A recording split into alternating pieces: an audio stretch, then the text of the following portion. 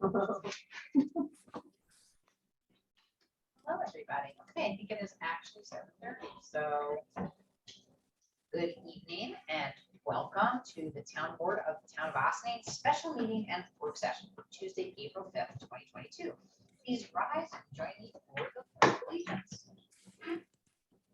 I pledge allegiance To the flag of the United States of America and to the republic for which it stands, one nation, under God, indivisible, with liberty and justice for all.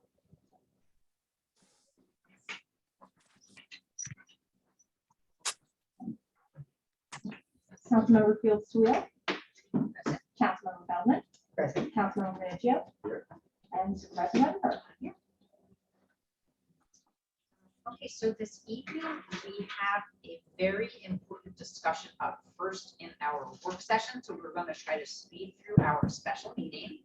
I'm going to skip my announcements for now. Yes, it's true, but I will be back and do them a little bit later and do a brief intro to our resolutions. Since we had a fifth Tuesday in March, we had to do a special meeting tonight to approve a few contracts relating to the town's participation in Westchester Power, which we recently discussed with Sustainable Westchester Power, the continuation of our partnership with Sing Sing Hill Brewery for the summer concert series, a short-term parking permit that's required for the upcoming Earth Day Festival. So with Metro North, and a second amendment to our agreement with our planning consultants for the comprehensive plan WX.TOO.4.5.2022. Do any of my board colleagues have any questions on any of the resolutions on our special meeting agenda? Otherwise, we're going to read right through them. Okay. Contract, not double contract, Westchester Power Extension to Competitive Electric Service Agreement. Resolved that the Town Board of the Town of Austining authorizes the supervisor to sign an extension to the electric service agreement with Sustainable Westchester Incorporated and Constellation New Energy Incorporated, effective July 1st, 2022, subject to approval of council by the town as to form. Do I have a motion? So moved. Second. All those in favor? Aye. Anybody opposed?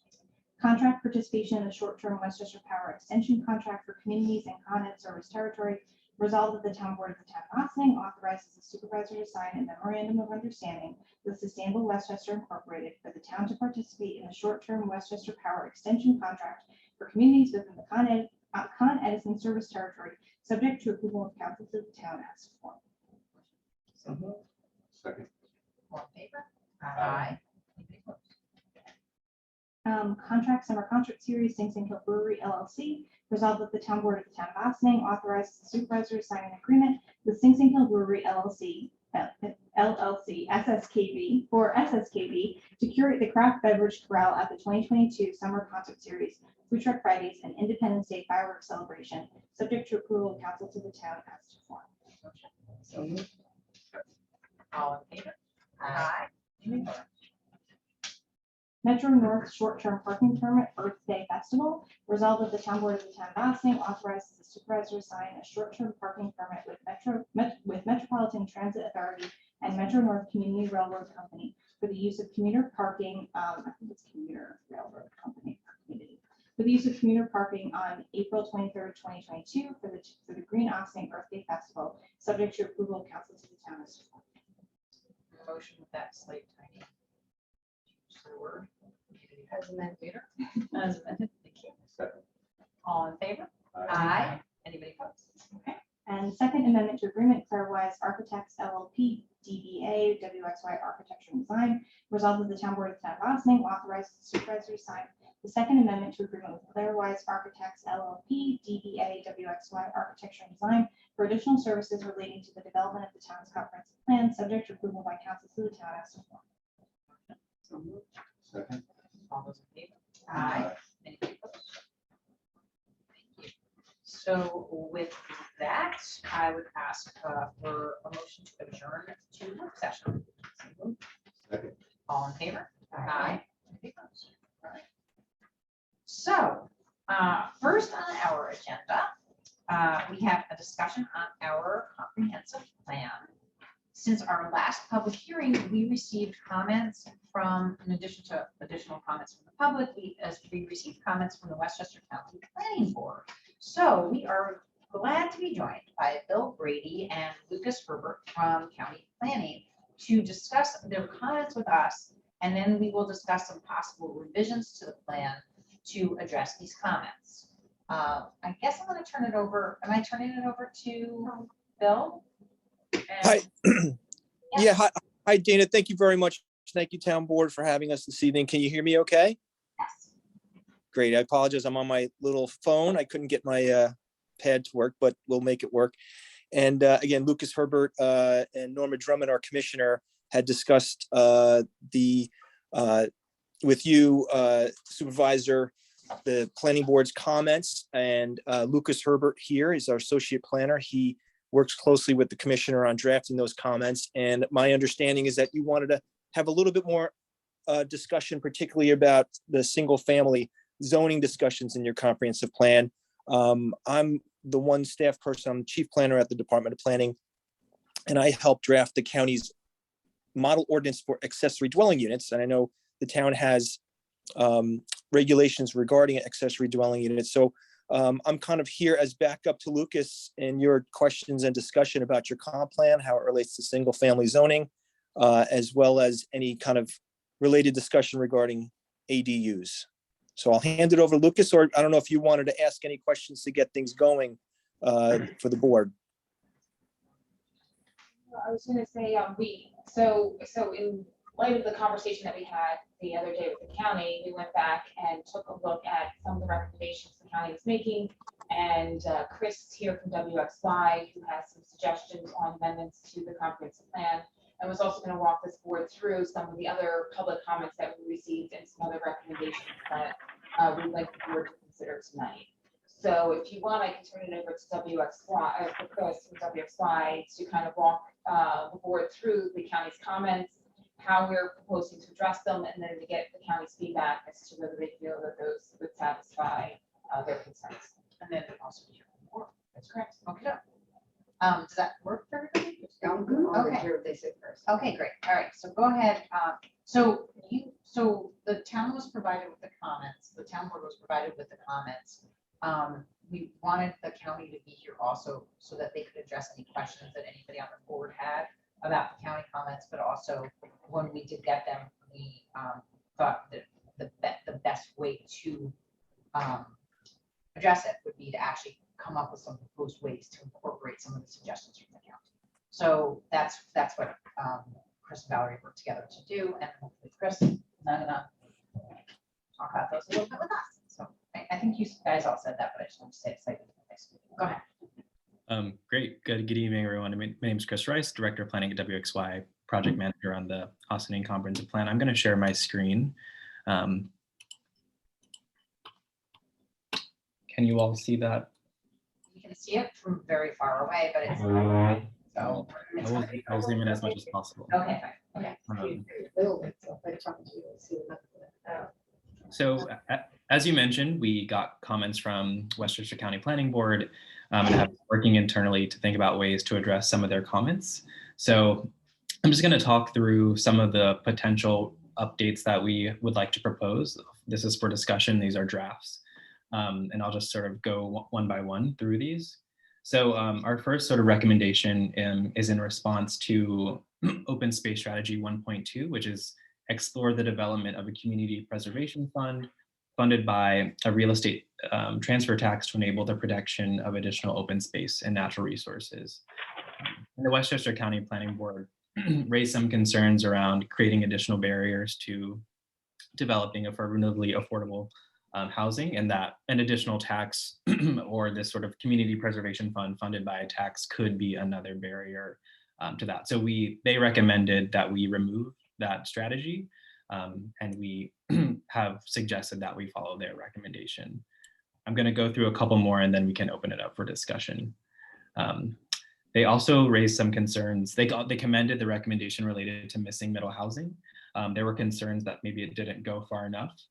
So our current recommendation is consider expanding zoning to allow for missing middle housing in which a single family home, regular in appearance, might be divided into several units for 2 to 4 families. So some of the comments from the Westchester County Planning Board is that we perhaps overemphasize the potential impact on community resources, things like schools, open space, and parks, and that there needed to be a better balance in terms of affirmatively providing affordable housing. They also, as excuse me, the Westchester Planning County Board highlighted, they sort of called out single family zoning and the role that that plays in limiting affordable housing and more housing choice and affordability overall. So we have drafted sort of two updates to our missing middle recommendation. The first one being in alignment with the town's ADU law, implement additional missing middle strategies within residential and mixed use districts. And secondly, in considering new multifamily housing, utilize missing middle housing typologies such as duplexes, fourplexes, townhomes, et cetera, to create new units which provide more housing choice with similar housing characteristics. There was some additional context they felt we should also highlight, specifically the housing needs assessment that Westchester County put out in 2019, I believe, and then also some additional discussion of recent zoning changes, which I've outlined here. So a few updates to specific recommendations, the potential removal of one recommendation, and then some additional context on the housing needs assessment and some recent zoning changes. So that's sort of an overview of what we've drafted so far, sort of directly in response to their letter, specifically around the issues of housing and some related to preservation of open space as well. So and we also wanted to let the board know, when we drafted the new recommendations, not only did we take into consideration what Westchester County identified, but also the last conversation we had with the town board and concerns with that particular recommendation. So it just so happens the county had concerns from one angle and the town board had concerns from the other angle. And so we tried to work both concerns and comments into the two new recommendations. Which I actually think you did a great job with the balance. The way that it seems to be expressed is more in line with what you guys were kind of talking about, which is that to maintain the characteristics of the type of housing that we have without, like, you know, having big, huge apartment complexes every place. So that to me is what this says in it, while still addressing the need for, you know, for more different opportunities and different types of housing. So looking at, you know, again, duplexes, triplexes, fourplexes, and townhomes, which is how it's phrased. It doesn't talk about, you know, adding large apartment buildings and identify specifically multifamily. I have a question about the first recommendation that I was hoping maybe the county you could comment on a little bit.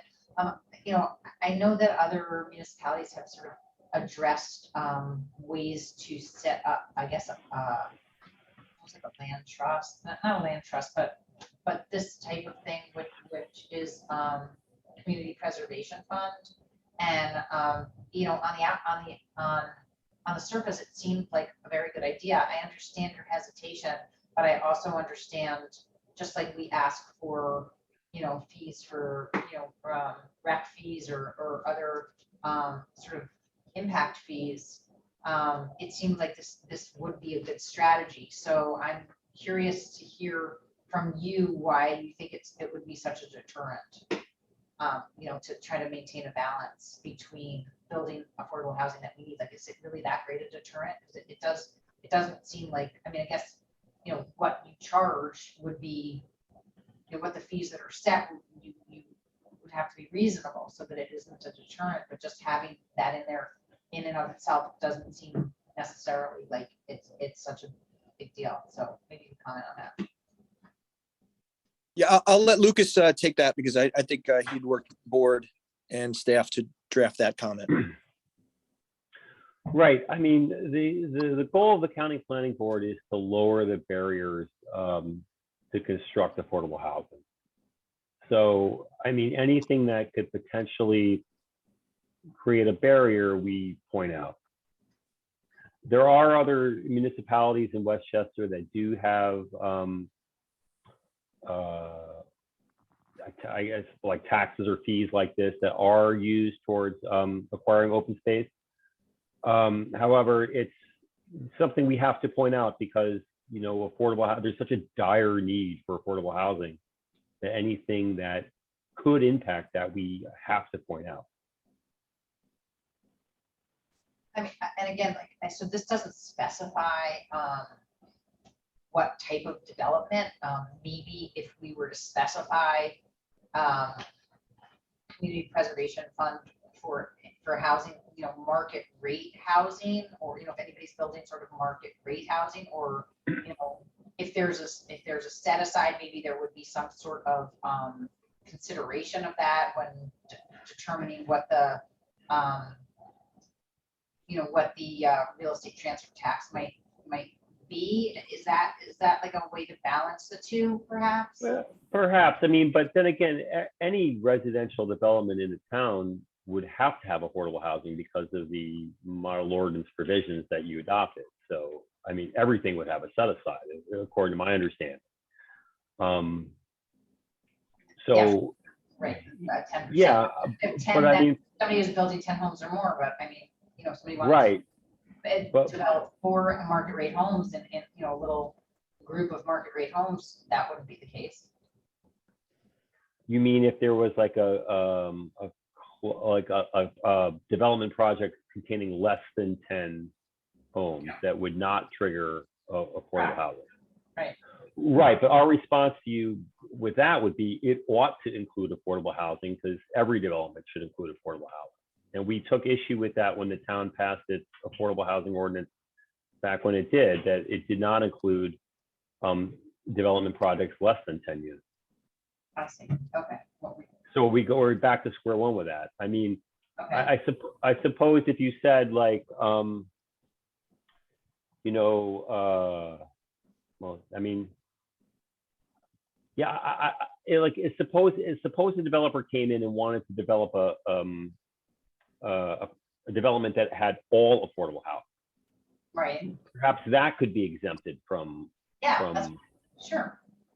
And that's what I'm suggesting, like that would be exempted from that, and there would be additional exemptions depending on maybe the size of the project, the amount of space that's, you know, being cleared, and the number of market rate units. So in other words, more market rate units trigger a real estate transfer tax, whereas more affordable units, there's you know, do not, right? Or perhaps maybe if you could create an incentive, like if a development had more than the required number of affordable units, then they wouldn't have to pay the open space tax. Exactly. Yes, I think something like that would be. And again, maybe we don't, you know, have to get into exactly the exact specifics again in the comprehensive plan, but instead of just getting rid of that entirely, the notion of establishing a community preservation fund with some funds from real estate transfer tax, that, you know, we look for a way to do it with a balance, so that it could, you know, theoretically incentivize affordable development over just market rate development. Yeah. Does that make sense? Yeah, I think I think the board would be amenable to hearing something like that. Yeah.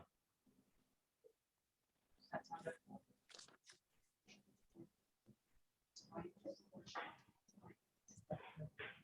So I have a couple questions. Are you suggesting that we change some of our single family zoning to accommodate?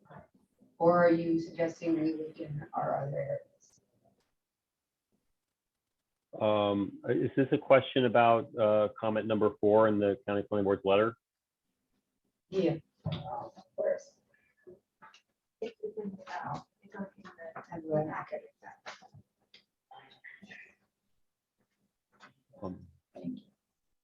Okay, I didn't quite hear the question. Right, so are you, you know, as states that 95% of unincorporated housing residential zone or single family, are you suggesting that to create more affordable housing that we should change some of our single family zones to multifamily zones? Is that right? Well, I mean, making? first off, what I'd like to say is that policy that we called attention to, policy 5.1, you know, about the missing middle housing. Right. That was kind of interesting to see, because we haven't seen that type of statement appear very often in comprehensive plan. So, so we wanted to, like, give the town credit for, putting that in a document. With respect to implementing a plan like that, our county planning board members have brought this up, meeting after meeting, about the idea of, in single family zoning districts, allowing more than one household to live in a structure where the structure kind of maintains the character of a single family dwelling. So like a 2-family dwelling or a 3-family dwelling that might have all appearances of a single family dwelling. That is a recommendation that's brought up almost at every county planning board meeting. All right, so a question on that. Assuming we change our zoning to allow for that, does that open the door for larger multifamily development? This doesn't need to. It depends on what you include in the Okay. zone, right? I mean, it depends on how you define it. Well, I mean, anything you do is going to open the door for more multifamily housing. I mean, the whole unincorporated area of the town is almost, a lot of it's single family zoning. I mean, anything you do. But I think you, Councilwoman Plum, weren't you suggesting larger than just 2, 3, or 4? Larger than 2, yeah. So Right, like it's not, so. So if we, all right, so if we say 4 families, I'm not gonna get, all right. Let's go away from that one for a minute. Right, so just, so if you were to, even if these are recommendations, the board would have to approve any adoption of any zoning. And the zoning would specifically identify, overall height, width, density, so all that would be A number of defined. dwellings in Yes. particular. Yes, and those typically are referred to as like design guidelines within a zoning district. Okay. So some of the other zoning districts that you might be concerned about that you already have in the books don't have some of those design guidelines or have different bulk parameters. And so any new zoning that you would consider contemplating adopting, not necessarily, either through this process or in the future, you can incorporate those different design guidelines to those zoning districts. Another question is, in the 70s, they built 1,800 units of condos, the 70s and 80s in Ossining as an affordable option in housing. Are they no longer considered an affordable option? They do get a significant tax rate. I mean, affordable apartments from the county's perspective are units that comply with the model ordinance provisions. They have to affirmatively further fair housing as described in the county's model ordinance document. They have to be affirmatively marketed. They have to have a specific time frame of affordability. They have to meet certain household eligibility requirements. That's what we're looking for.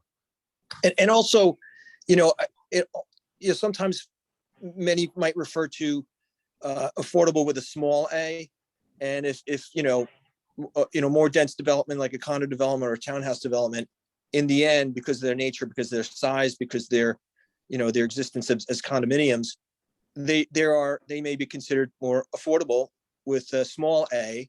They're not regulated as affordable. They're not recognized as affordable with a capital A by the county and anybody else. But I think the county, would also, the planning board would likely, look kindly on a development of, higher density or anything besides single family lots where more units are created in the same area.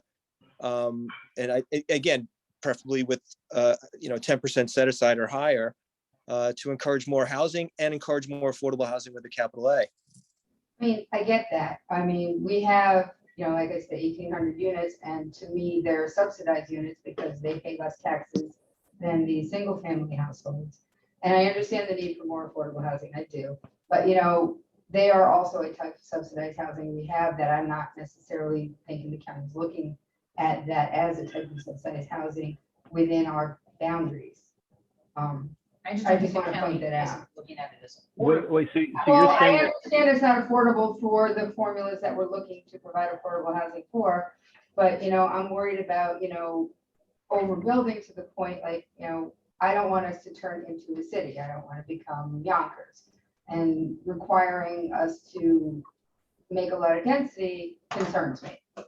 I'm all open to making, affordable and the accessory apartments we thought was a good answer to it. And these, the other type of, the middle housing is interesting to me. But, again, I don't want to end up looking like Yonkers. I don't want to, the village is becoming more and more dense. And Austining as a whole, as we're getting much more transit-oriented density in the village, I feel as we go out to the outsides, we should be able to support more green spaces for both villages to have a place to go. And that's why we're looking at expanding our green spaces. So there's a balance there I think we need to find. I also have a comment. I watched the county legislators press conference yesterday, and I realized that the county has an agenda to bring more affordable housing to the whole county of Westchester. So I appreciate that. But I think if you're looking at the county as a whole, if you compare Austining to some other municipalities, we have a lot more affordable housing than some municipalities that don't have any affordable housing at all. So But not I think- unincorporated. okay, but But that's what we're I talking understand. about. Just so you know, we are talking about unincorporated. Right, We're no. not, we're actually not responsible for the zoning. in No, the village of completely. Austining. Absolutely, I'm only And- talking about the And town. as the unincorporated. mentioned, we're 95% single family homes. Okay, So yeah, I'm just saying, I understand that the county as a whole has an agenda for affordable housing, and but that's because, but I that's because we don't appreciate have, that. that's because we don't have enough affordable housing Okay, in the entire county. okay, And that includes in our backyard okay, too.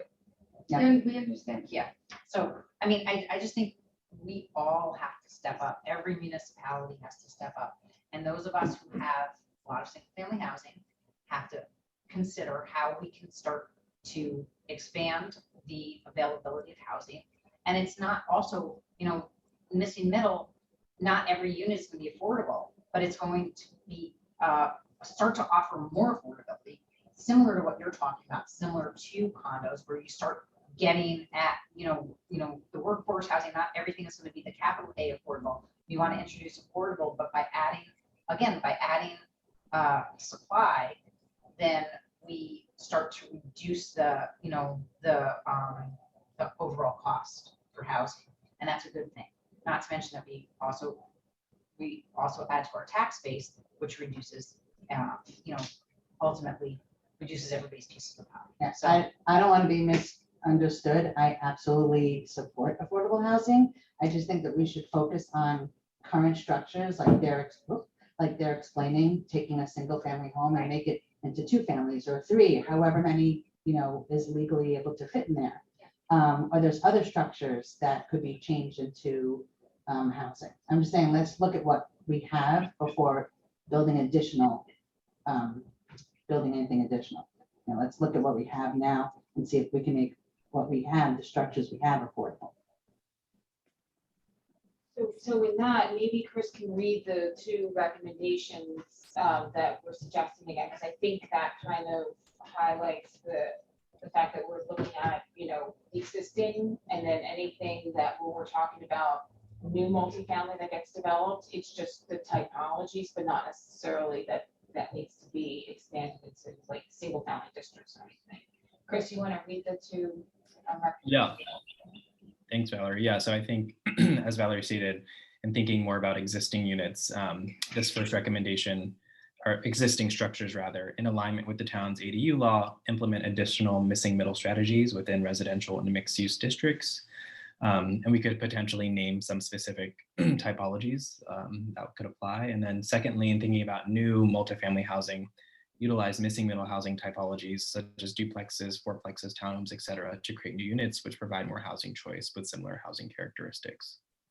I think that's really specific and addresses what you are both saying. Yep. Okay, definitely. Okay? Yeah.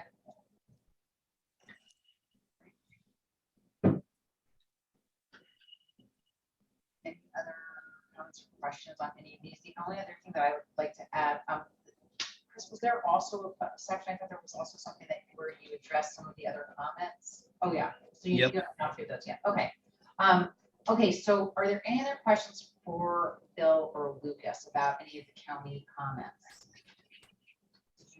That, did you read? I read through them. Yeah, so are there any questions or, comments? Because I think that this was, and just from the county, having heard these suggestions, and our brief discussion about maybe what we can do with the, open space, strategy, if we were to tweak that, a little bit, so just getting rid of it completely, are you thinking that this is gonna apply with your board?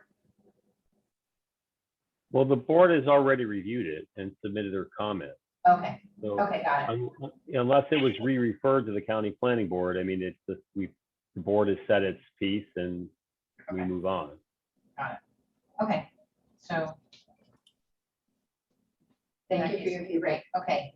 All right, so in that case, very much appreciate the feedback and thanks for the conversation. And it's good to hear about all the good work that you guys are doing to push the envelope.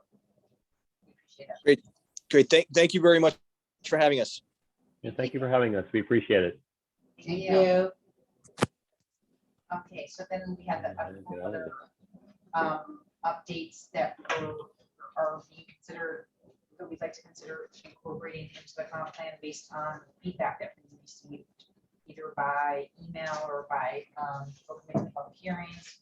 Chris, you wanna? Yep. So yeah, just wanted to quickly review just the feedback that we received to date. So we had a Google comment form that was linked from the project website. That was open for a month. We received 12 comments through that form. We received 7 emails with comments as well. Some of those were overlapping comments. And we also have, as you mentioned, we've had the 2 public hearings to date. So I just wanted to quickly highlight just sort of where we are in the process. We're really focused right now on refinement. I just think it's worth highlighting. We've had a very robust engagement process, 3 public workshops. We've had 2 surveys and also boards where people could interact with them throughout the town. So we really focused on refining the strategies and the objectives and strategies that were in the draft plan, as opposed to responding to what felt like new ideas that were coming at the end of the process. I did just want to highlight that. So some of the updates that we wanted to recommend in responding to community feedback specifically, there were several comments around addressing noise pollution.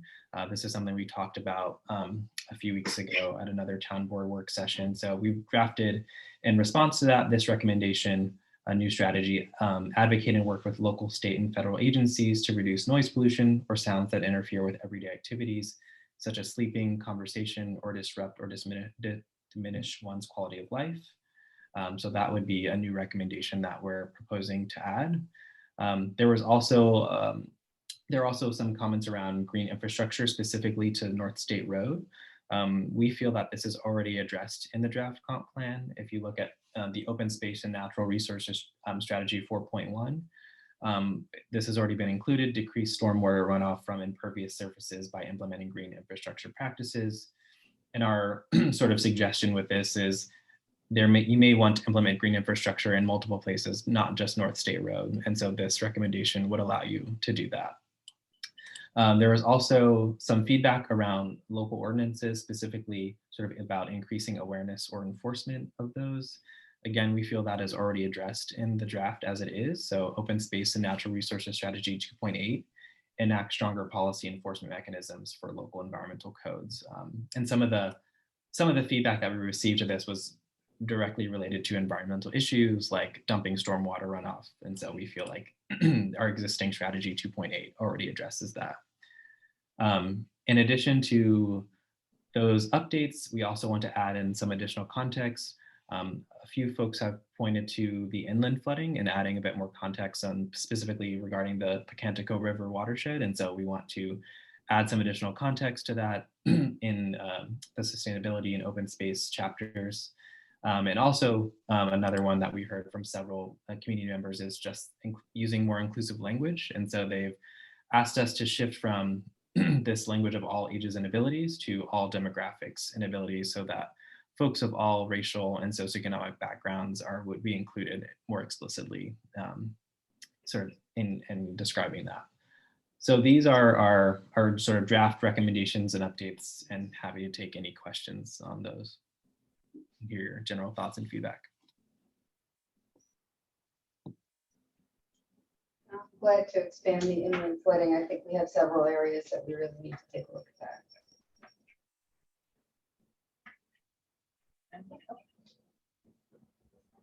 And Greg is still on, I can't see. Yeah. him.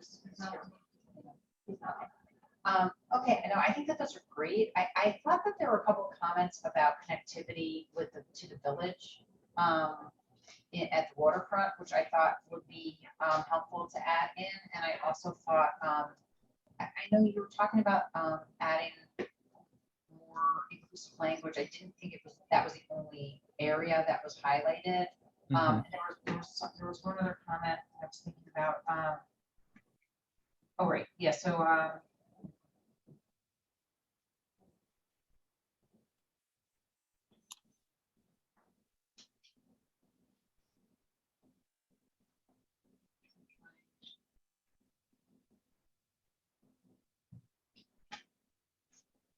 So in terms of, there are some recommendations specifically dealing with waterfront access. There's a larger goal to promote greater connectedness to the town with Austin's riverfront spaces. And in 4.2, particularly, it says partner with the Village of Austin, local state agencies, and other environmental groups to continue developing riverwalk trails, such as the Curtin Riverwalk Trail. okay. So there was that one comment that thought that we should kind of go through Cedar Lane Park, try to get down to Crawbucky and Right. over that way. Is that the one you're looking at? Yeah, that's this one, I think. Yes, great. So the idea of connecting Cedar Lane, Ryder, and to, Old Croton Aqueduct, and then to Crawbucky, I thought was just interesting. I don't think we included that anywhere. And I thought if that was something that had been discussed in the village comp plan, that maybe we should try to think about adding that in as well into the town plan. We don't cover that under basic connectivity, green spaces. I don't know. So- I know that we called out the other, I'm pretty sure we called out the other, the EAC recommendations for connecting. Yes. we did Right, call out right. those, but we didn't call, we Right, don't have Crawbucky specifically identified. Right, so maybe we could just add something about that. Sure. Okay. You say Or like connecting, you mean like village. walking trails. Or like village parks in general, or like other park resources in other jurisdictions or something, so that we're also not just, Yeah. continuing to create a laundry list for. Right. Well, I think the idea could be in that area was to go from right after that beach Marino to the Briarcliff Peekskill Trailway Yes. to T-Town, which also connects with the aqueduct, which could get you to Crawbucky without us actually involving Cedar Lane. Right, would you have a recommendation, develop an open space corridor connecting Ryder Park, and the Peekskill Trailway to T-Town Lake Reservation? Right. Which then attaches to the, Right, so right, it's- right, I there think is a green walking trail. Right, but I think, so I think this is just another trip. This is another path. that, Right. that's being suggested. So, what Victoria's saying is that to add, to maybe make the language slightly more general to allow for more of these potential connections. Right. To be, again, if there's something to connect up with Briarcliff as well, that would be a benefit. So maybe that can just, we could say like, for example, XYZ, but we can add a couple of examples, but also just open the door for other potential connections. Yeah. Sounds good.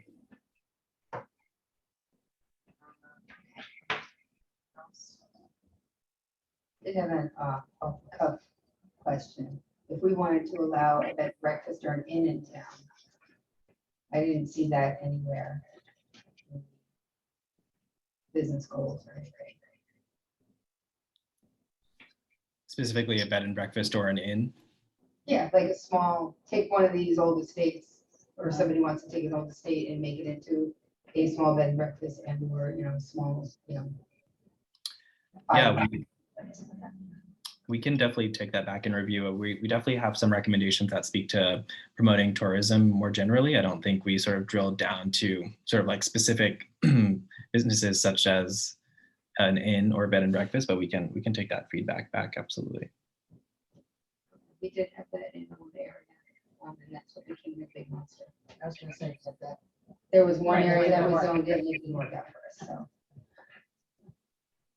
We can take a look at that. And we can look for zoning too, because you do have some regulations for bed and breakfast establishments in your zoning code. So you can see, take a look at those again, and see how they would best fit, you know, into some of the other zoning districts.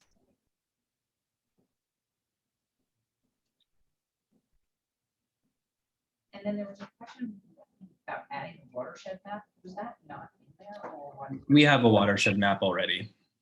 That's Okay, I included. thought that was in there. Okay. I think we talked about it. And the Pecantico is included as one of the Thank watersheds. you. Okay. So are we good with these recommendations now to be incorporated, and then we'll bring it back? What's the next step? I believe the town board is scheduled to continue the public hearing at your meeting next week on April 12th. Okay. So, you know, it seems like good progress has been made. There have been some additional comments that will certainly require some time for Chris and Valerie to kind of collaborate on and come up with the language. Hopefully we can get that posted for public review before the weekend, but certainly before the meeting. You know, I don't want to put too much pressure on them. And then at the meeting next Tuesday, based on the continued, if any, public comment, the board can explore where it feels the need to go in terms of how much longer to keep the public hearing portion of it. Sounds good. Fantastic. Chris, thank you so much. Have a wonderful night. And you can leave us, we can like coach in person. Okay. Thank you so much. We'll see you soon. Talk to you soon. Okay. Next up, we have Maddie Pfister from Scenic Hudson. And she is going to be talking to us about an important piece of legislation that they are lobbying for in Congress, the New York, New Jersey Watershed Protection Act. Maddie, thank you so much for joining us tonight. The floor is all yours, or the Zoom floor, I should say. Thank you so much, Supervisor, for inviting me here tonight, and nice to see all of you, and thanks for hearing me out. Maddie Pfister, I'm the Advocacy Community Organizer for Scenic Hudson. I won't take up too much of your time, but I'm really excited to share this piece of legislation with you. It is the New York, New Jersey Watershed Protection Act. It's a proposed federal bill that actually Scenic Hudson has been working on for over a decade now. We've been trying to get it passed. Finally, in the last 2 years, Congressman Paul Tonko became the bill's primary co-sponsor, and he's been a true trailblazer and kind of pushing us forward.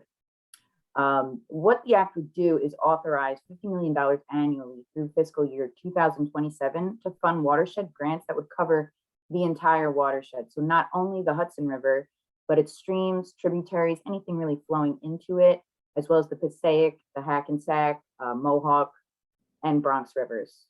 And of course, as you all know, with 15 million people living and working within this watershed, federal investments are long overdue. When I came to Scenic Hudson, I was really surprised to find that the Hudson Estuary does not have one dedicated federal investment program.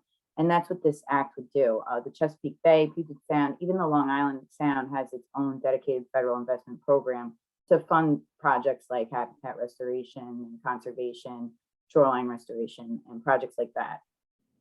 Till this day, there's really, or until this is passed, really, there's never been one program that looks at the watershed as a whole connected entity. How does one water body influence the other? And that's what, using science-based principles, that's what this bill would do. It would be a new program administered by U.S. Fish and Wildlife to jumpstart and coordinate restoration projects within local communities situated within the watershed, both inland and inshore. And as you all know, like rising threats like rising sea levels, this crazy weather we've been having with storm surges, legacy pollutants, and continued habitat degradation, we're really in need of federal funds. And these federal funds would provide grants to restoration funds that could be delivered to frontline communities experiencing environmental injustice. And to give you an idea of some of the types of projects that could be funded, I'm happy I went after the previous presentation because I heard projects like green infrastructure, and that's what this bill could definitely help fund. Green infrastructure, providing public access to water bodies, habitat and shoreline restoration. That's a huge component of this bill. And of course, with a category like that, you can fit in a lot of different projects. It's definitely a wide scope with habitat restoration, shoreline stabilization. And a really cool component of it is also public outreach and educational activities. So if there's a group or a local government trying to, influence and educate the public, that's something that can also be funded. Additionally, this would invest in plans that are already in place, like the Hudson River Estuary Program, Hudson We Share. So the intent's not really to create something entirely new and to start from scratch. It's to support what people on the ground have already identified as these environmental priorities. And that's why this act is so transformative. That's why we've been really trying to push it forward. Scenic Hudson helped draft it. We tried to make it as streamlined as possible for local governments like yourselves. It's a direct grant program rather than there being, a middleman and 10 loopholes you have to go through. It's either you apply, and if it's an approved project, it either gets approved or it doesn't. And additionally, to give you kind of a status of where we're at, I'm proud to say we do have 28 co-sponsors. It does have congressional bipartisan support both in New York and New Jersey. Senator Cory Booker just recently introduced it in the Senate, and both Senator Gillibrand and Senator Schumer have co-sponsored it as well. So now what we're looking for now, and why I come to you tonight, I'm going from Westchester County all the way through Albany County, reaching out to each municipality, trying to get support for it in the form of a resolution, letter of support, because if we don't demonstrate a vested interest from our local communities, the people that would actually benefit from this type of funding, we're only going to get so far. So that's our plan right now, to have these resolutions, send them over to Congressman Tonka's office. So when he comes up for this vote in the summer, he has this stack of support that we can show and hopefully finally once and for all get this passed. So I'd love to answer some questions, and thanks so much for your time. Thank you so much. Sounds phenomenal. I can't imagine any of us would be opposed to having a dedicated fund for the Hudson River and its estuaries, et cetera, and all the things that flow into it. Just out of curiosity, you mentioned some of these other water bodies like Chesapeake and others that have these dedicated funds. Can you just give us a sense of what size of those funds are? Off the top of my head, I don't know the exact number value, but I do think it is comparable to what we'd be looking for. Maybe a little bit more than 50 million. We didn't want to come out of the gate asking for too much, but it's in the ballpark of 50 million. Yeah, I mean, we have so many projects. We've been trying to get our beach open to the public, but that, this all has to do with water quality. We have, a sewer treatment plant. We have unidentified something happening in the Sing Sing Hill, which empties into right near the beach, and we believe that both of those things are impacting water quality. We need shoreline stabilization and other techniques to allow people to enjoy the Hudson as it kind of becomes more of our waterfront. Of course. Wetter waterfront, and we have we're looking to build a better performance space at our park down there. So there's so many projects that we here just in little tiny Ossining waterfront are looking to improve and hope that we can find funding sources for. So I'm sure that that's true up and down the Hudson as well. And oh, definitely. Certainly a huge asset for our community. So I can't imagine why anybody would think that this wasn't a good idea, but I will ask my colleagues. So I was just wondering, are our neighbors participating in this? Are they interested to the north and south? Well, the village was, I think you got with the village, correct, Maddie? I have reached out to the village. They seem very eager to discuss it with their board. I have not received a resolution from them yet. However, I did receive a resolution from the Village of Irvington and a great visit with the Village of Tarrytown as well. And I believe they did approve it. I'm just waiting to receive that resolution too. So definitely in the nearby communities, and we're pretty much getting great feedback across the Hudson Valley. I'm sure Croton and Cortland with the Croton River running right through there would be Oh, yes. good as well. So Definitely. I'm excited. I think any funding opportunities to protect and secure our banks and our river, I'm all for it. Great. Can I just ask one question? You mentioned just some of the municipalities, a resolution, but then earlier you talked about a letter of support. Do you have a preference? And is there a specific template or language? I mean, I know you mentioned some other municipalities where we could look at just to get a sense of, if the board is, which it seems obviously they are in favor of moving this forward, what's the way to do that in the most effective manner? So we do not have a preference. It's whichever you all prefer. We're getting kind of an equal amount of each resolution and letters of support. We do have a draft municipal resolution that we created, so we tried to make it as simple as possible. I could definitely send that over to you. I believe I may have sent it in my initial email, but I'd be happy to send it to all of you, so you can take a look at it. And I can send a couple of letters of support as well. It's really no clear formatting. I've seen a various ways of doing it, either statement of support to whom it may concern. So we're not real picky as long as it just says the town of Austining supports it. We're good with that. I prefer if we did a resolution, if everybody's okay with that. I mean, it's put on there, so. Sure. Okay. Great.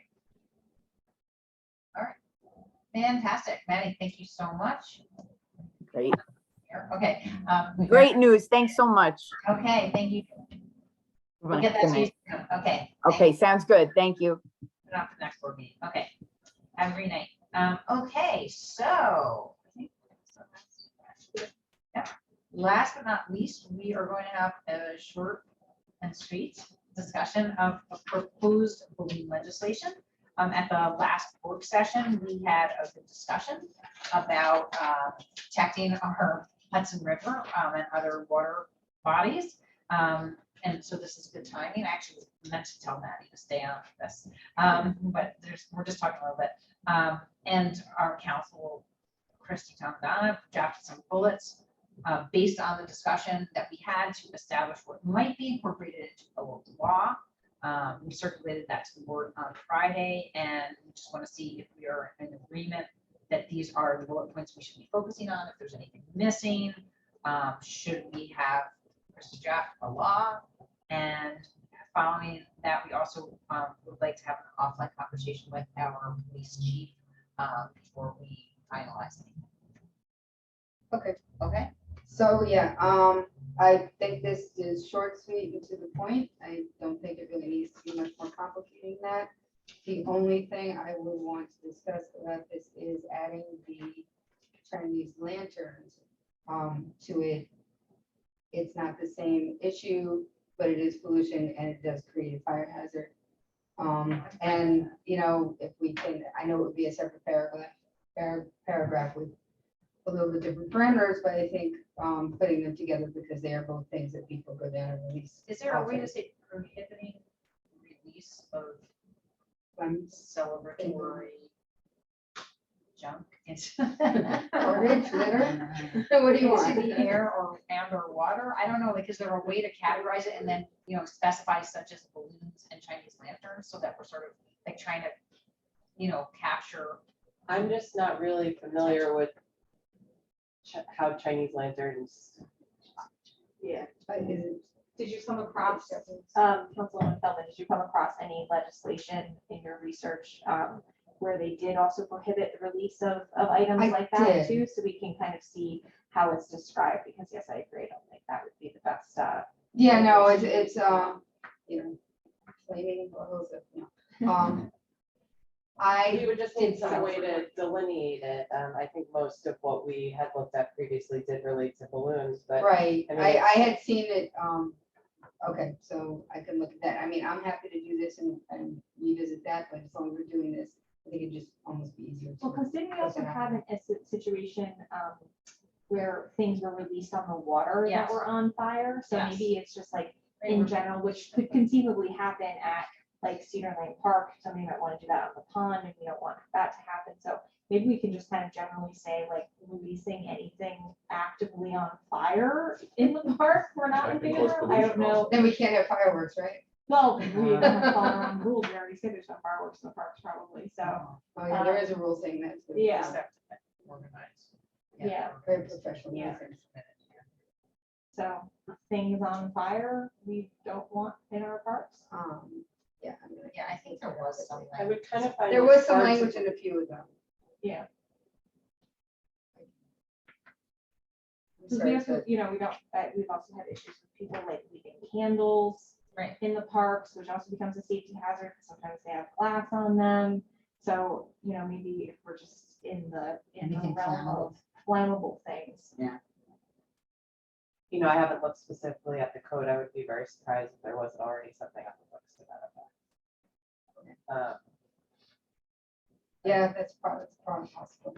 But I can certainly revisit that. I mean, as far as balloons go, this is everything I want. Yeah. This so- is one of the other things I had shared with the board after the last work session, because when I drafted this, I don't think it's been decided what direction it was going to go in terms of a policy or local law.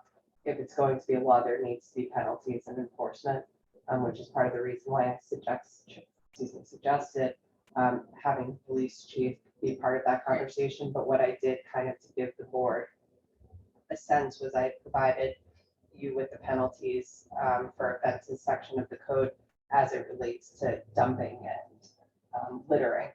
And it's a pretty wide range of potential penalties from not less than $100 to not more than $1,000 for each offense. So Yeah, I mean, whatever our penalties for littering would probably be. and that would leave a considerable amount of discretion to the prosecutor, the police, and the courts in how that ends up getting effectuated. So if there's, I would say, if there's a minimum that's important to you, right now it's 100. You know, the higher the minimum, the more the deterrent effect. So that may be something to consider, maybe tightening the range a little bit, if that's something you wanted to think about, because 100 to 1,000 is very, it's very considerable. But this also applies to Cars and everything. else I read exactly through, dumping yeah. of automobiles and Right, so there's much nothing more about the expansive. street litter. Yeah, I was gonna say. Yeah, like, there are seems- smaller In my codes. head, for whatever reason, I keep thinking like $250. I don't know why, but it seems like a high enough amount to be a deterrent. Yeah, I was gonna say, like, instead of making a range, just make it straight up one fine. First offense, First $100, offense, second, yeah. any further offenses, If you heard $250. about accidental, they just do a child walking around the room. That's in. Well, that's in there. Yeah. that is an exception, but An exception. only if you're 13 or younger. So, Hold on You're tight. responsible for 14-year-olds. so with the, and again, this isn't the end all be all right at this point. It's just for the purposes of me drafting a law to start the public process. So what I'm hearing is maybe either doing $250 per occurrence or starting around there and then perhaps increasing it with subsequent occurrences within a certain time frame, within a year, et cetera. The other thing you have to think about in this type of scenario is it one balloon or is it 50 balloons? And is that treated as one occurrence for the purposes of penalties? That makes a difference. Yeah. I think we have to discern between what constitutes a bunch or, Yeah, I mean, I really prefer no balloons are released than at $250 for one balloon. Feels steep, but we can go per balloon, you know? No, yeah, right? No. I think what we're trying to, $20 a balloon. I think what we're trying to stop is big gatherings at the waterfront, releasing 50 to 100 balloons. I think if right? somebody's going, if somebody's going to the waterfront to release balloons, it's not gonna be one. Well, Right, no, like sometimes they, that's- no, they do that. Have flowers, they send you that. We're gonna have to have signage, obviously, to make it. Huh? We have to have signage up on, you know, in that whole area. We're just gonna actually have a wall of signs, just so you know. Just wanna let you know, we need a lot of signs. Maybe we do like, okay. Anything under 50 balloons is a certain offense, and anything over 50 balloons is another offense. Because if someone, let's say, goes down to the waterfront and they release 3 balloons, to charge them $250 is, you know. $25 a balloon. Maybe I'm just saying, maybe we do that. That is the range. I don't know. I think that's 5, 50 is a lot. 10 is lots. Yeah. Well, we can also, perhaps invite the police chief to come to our next work session, or, have a conversation with him in the interim, and see perhaps what they might recommend, or if there's some other structure that has worked, maybe the littering structure does work well for the situations that the officers encounter. Yeah, I mean, and then you can always leave it to the discretion of the courts, and, it's an offense with a starting penalty, for one balloon, $50 up to, $1,000 for, you work the entire village down. I like 50 For a for wedding, starting. you know? I think that's nice. We're trying to be a deterrent. Yeah. So I like it. balloon and go from there.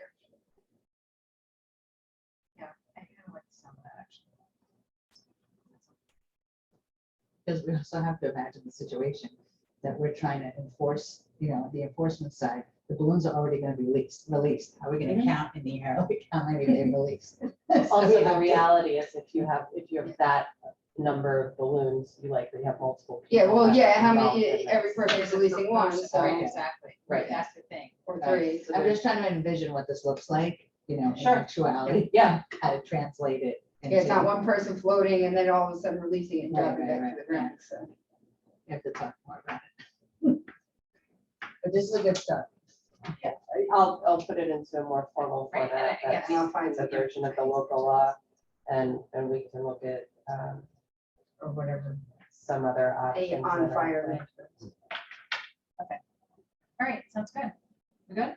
Or any non-recoverable item that we release. Shoes? Okay, So tires. are we prepared to have a resolution next week to set a public hearing, so that the public hearing would not start until the second legislative session in April? So there would be a work session in between and some time for us to work on a draft. Sure. So we can kind of keep the Yeah. momentum moving a little bit. That sounds good. Yeah. Okay. Still not having it for Earth Day, but hold on. Well, we're still gonna have our samples at Earth Day, right? Yes. So we're getting there. Invite people. to We'll have a public draft. Have a draft. Okay. Yeah. Yeah. And then we can get. And tell people to come to the. Okay, there you go. That'd be good. Let's have your comment at Earth Day. Yeah, that's a good place.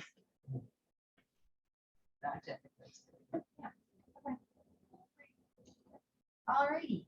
So with that, I think I'm going to be asking for Do a. you want to read your announcements at the end?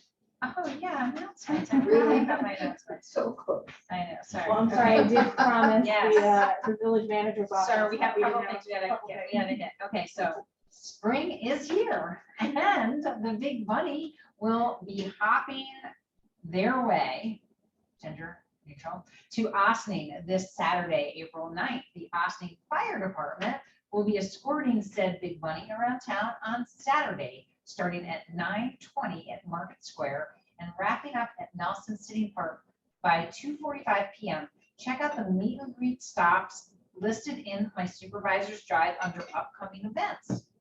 And they really do make it all, I don't know if anybody's up to the list yet, but I have, and it's extensive.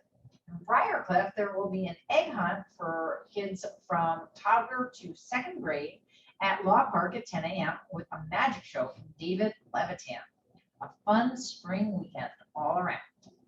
If you're looking for more family-friendly spring events and activities, be sure to check out the Austin Recreation Spring Catalog, available now at www.villageofaustin.org.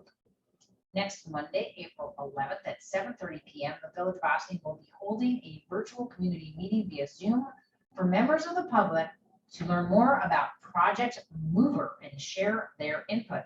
Project Mover intends to put electric bikes in reach of every Austin resident, visitor, provide a viable mobility option that will benefit people who don't wish to drive, don't find it economic to drive, or need a quick and fun way to get around the village. The town is a partner on this project, and there will hopefully be opportunities in the future to expand the e-bike program to the town boundaries. Visit the Village of Austin's website for the Zoom link, and we will share it in the supervisor's update as well this week. April is Earth Month, among many other things that it is, but it is Earth Month, and that's what we're focusing on. And this week in the supervisor's update, we highlighted the Grid Rewards program, which allows participants to earn cash back for saving energy at peak demand times. Yes, it is that easy, and I can say that I have actually benefited from this. Check out the Green Living section of the update. Make sure to join Sustainable Westchester's Grid Rewards webinar tomorrow. That's Wednesday, April 6th from 7 p.m. to 7:30. Come on, everybody has that little half hour, right? You guys can eat your pizza for the webinar. Register for the webinar at bit.ly/GR webinar, April 6th. That's 6, the number 6. We also have the links and QR code posted to our website and social media channels. Earth Month means we are just a few weeks away from the in-person return of Green Austin's Earth Day Festival. I can't wait. There are so many great vendors lined up. They've been highlighted on Facebook, I think at least like a few every single day. Clear your calendar for Saturday, April 23rd from 10 a.m. to 5 p.m. and plan to stop by Engle Park, rain or shine. Thank you to Susie Ross and her incredible Green Austin team for putting together this fantastic event. We can't wait to see you. And we will have a draft of our balloon legislation. We're going to have corn cups and water from Austin. And we're going to Compost bin. have compost bins, fruits. We can learn about our food scraps recycling program. You're going to be able to learn about EV charging, grid rewards, and there's all sorts of wonderful vendors that you can buy sustainably sourced products from. It's going to be just grand. Make sure that you stop by. And you can get a tour of the Austin Boat Canoe Club and our Monarch Butterfly Way Station Garden to get an example of how you might support a monarch and its way and its life cycle. That's right. And you can also see you'll be able to see the little pollinator garden that the Girl Scouts planted, and also at the train station. We'll see how that's doing. Hopefully it'll have bloomed a couple flowers by then. We'll see. The weather hasn't exactly been cooperating. So fingers crossed it'll be a day like today and not a day like last week. It's hit or miss. We hope to see you guys. With that, I would ask for a motion to go into executive session. So advice of council and personnel. Or advice of council and personnel. Second. All those in favor? Aye. Anybody opposed? And thanks for joining us. We will be back with a hybrid meeting next week, Tuesday, April 12th. Remember, if you would like to address the board as part of the comp plan public hearing, either in person or via Zoom, make sure to come right at 7:30 p.m. Our public hearings are always held right at the top of the agenda. And maybe I'll do my announcements again next time too. Have a great week, everybody.